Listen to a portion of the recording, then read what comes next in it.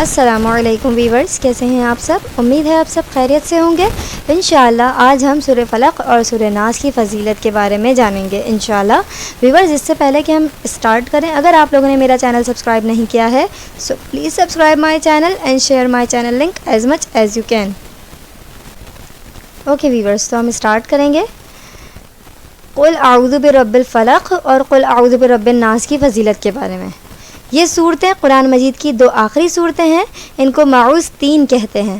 ان کی بڑی فضیلت آئی ہے۔ تکلیف دینے والی چیزوں اور مخلوق کی شرارتوں سے محفوظ رہنے کے لیے ان کا پڑھنا ہی بہت زیادہ نافع اور مفید ہے۔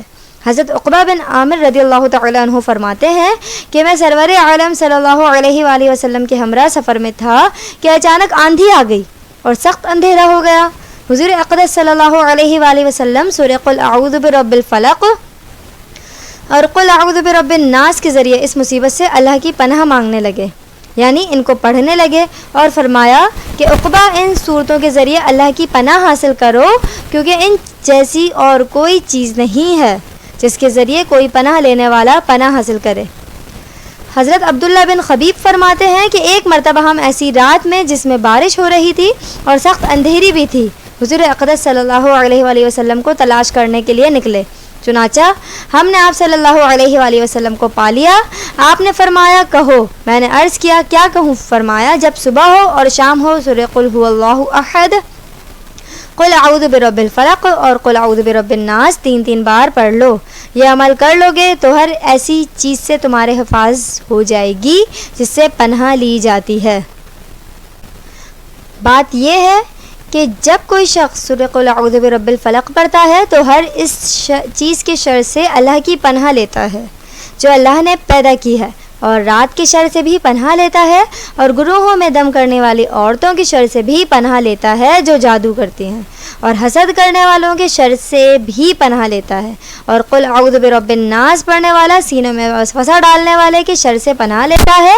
اتنی چیزوں کے شر سے بچنے کے لیے دعا کی جاتی ہے، اسی لیے یہ دونوں صورتیں ہر طرح کے شر اور بلا اور مصیبت اور جادو ٹونا ٹوٹکے سے محفوظ رہنے کے لیے مفید ہیں اور مجرب ہیں۔ ان کو اور سورہ اخلاص کو صبح شام 3 بار پڑھیں اور دیگر اوقات میں بھی ورد رکھیں۔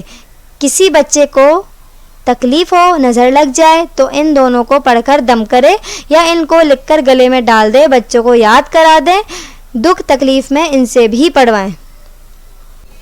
ہم نے آج سورہ فلق اور سورہ ناس کی فضیلت کے بارے میں جانا، انشاءاللہ ایک دفعہ اس کو پڑھ بھی لیتے ہیں۔ اعوذ باللہ من الشیطان الرجیم، بسم اللہ الرحمن الرحیم، قل اعوذ برب الفلق من شر ما خلق ومن شر غاسق اذا وقب ومن شر النفاثات في العقد ومن شر حاسد اذا حسد۔ سورہ ناس۔ بسم اللہ الرحمن الرحیم، قل اعوذ برب الناس ملک الناس الہ الناس من شر الوسواس الخناس الذي يوسوس في صدور الناس من الجنة والناس۔ صدق اللہ العظیم۔ ویورز، آج ہم نے سورہ قل اعوذ برب الفلق، قل اعوذ برب الناس کی فضیلت کے بارے میں جانا ہے۔ امید کرتی ہوں آپ لوگوں نے اس ویڈیو سے کافی کچھ حاصل کیا ہوگا۔ آج کے لیے اتنا ہی، انشاءاللہ نیکسٹ ویڈیو میں نیکسٹ ٹاپک کے ساتھ۔ اپنا خیال رکھیے گا، دعاؤں میں یاد رکھیے گا۔ اللہ حافظ۔